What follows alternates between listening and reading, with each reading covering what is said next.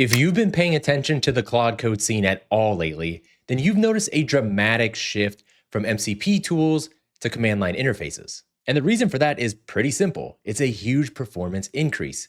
Claude Code already lives in the terminal. The CLI lives in the terminal. There's no middleman, no overhead, no config, nothing stopping your agent from communicating with that program. So if it's clear that this is the future we are marching towards with agentic coding agents, our next question should be, is there any way for us to speed this up? Is there a way for us to create CLI tools that interact with software we are already using? Well, luckily for us, as of a few days ago, the answer is yes, we can.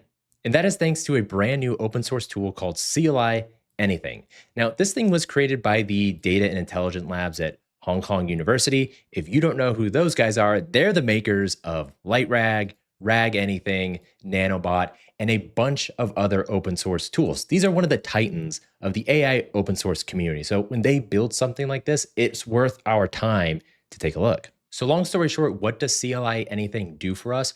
Well, it allows us to point CLI Anything at any open source software or something you have built and create a CLI tool for that something like Claude Code can use. And that's echoed right here. Every software becomes instantly agent controllable through structured CLI.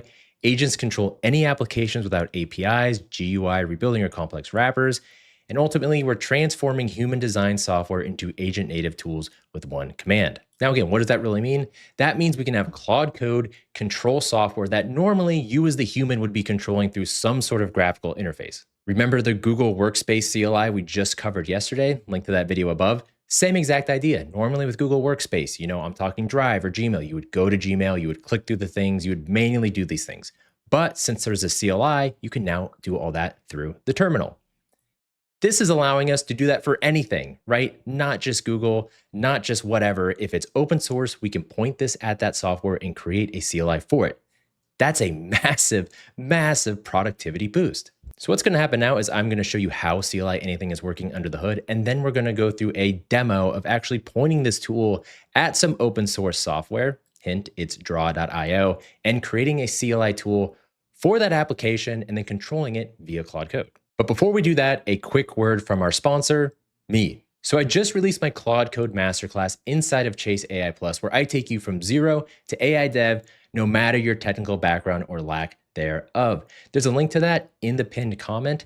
And if you're someone who's just getting started with their AI journey, isn't quite ready for a masterclass, I have a free Chase AI community in the description. So there's something for everyone. So make sure you check that out. All right, back to CLI Anything. How is this thing actually working? Well, it essentially has a 7-step process. Once we install the CLI, and I'll show you how to do that, and we point it at whatever software we want to create a CLI tool for, it's going to run this pipeline of 7 steps, and it does this all automatically. You don't have to touch anything.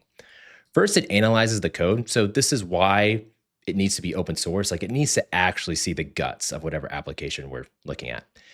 Next, it does design, right? Takes a look at the output formats, implementation, then it plans tests, writes tests, documents it all, and then publishes it. And then after all that, we have the step to actually refine and improve the CLI if after the first pass, it isn't exactly what we were looking for. So they give us a lot of things related to use cases in this repo, and I'll put a link to that down below as well. But a cool thing is they've already done this for a number of large open source applications. So GIMP, Blender, Inkscape, Audacity, on and on they go. So they actually have already done this for real. And you can kind of see the actual CLI tool. And when you download this CLI Anything tool, it comes with all these CLI commands, essentially like preloaded. And you can also see how many tests they ran for each. So for example, something big like what Blender was 208 tests. So it's pretty robust, and they've obviously proven this model on some of the big players in the open source community. And for today's demo, we're essentially going to redo what they did with draw.io. Again, they have the pre-built CLI ready to go, but we're going to do it from scratch to sort of prove how this works. Now, to get this started is pretty easy. We just need Python 3.1 and the target software installed. Since we are going to be using draw.io, what we're going to do is we're going to install anything CLI, that command line interface, and then we're going to clone the open source GitHub repo of draw.io. And then from there, we point the CLI at the cloned repo, and it creates the CLI tool. Okay, so now what we want to do is we want to head into our terminal, create a new directory for this. So I'm in the CLI-anything-demo directory, get Claude Code up and running, and we're going to install the CLI Everything plugin. Now the commands are right here inside of the GitHub. So first you need to add the CLI Anything tool to the marketplace, and then we're going to install it. So just copy and paste these two commands. You'll know you've done that correctly if you do /plugin and you go to installed and you see the CLI Anything plugin here and enabled. Also remember, when you install the plugin, you need to cycle Claude Code to get it running or do /reload plugins. Next, we want to build the CLI, but to build the CLI, we need to point it at something. So what we're going to do now is we're going to clone that draw repo. So I told Claude Code, go ahead and git clone this repo. I'll put a link to this repo down below. It's just the open source repo. It's going to go ahead and copy that entire repository and put it in your directory. Once you do that, we're just going to have one more command. It's just CLI anything, and then we point to wherever that repo is. And so for us, our command will look exactly like this. You just hit enter, and it's going to start building the CLI tool, and you can expect it to take about 20 minutes or so for something of this size. All right, once it's complete, you should see a message that says something like all 9 success criteria are met. It'll give you the architecture breakdown as well as the test results and finally the key capabilities. Now remember, you aren't stuck here. If you want to continue to iterate and add more features, super easy to do. So let's actually demo this now. So the prompt I'm giving Claude Code is let's test out the new Draw CLI tool.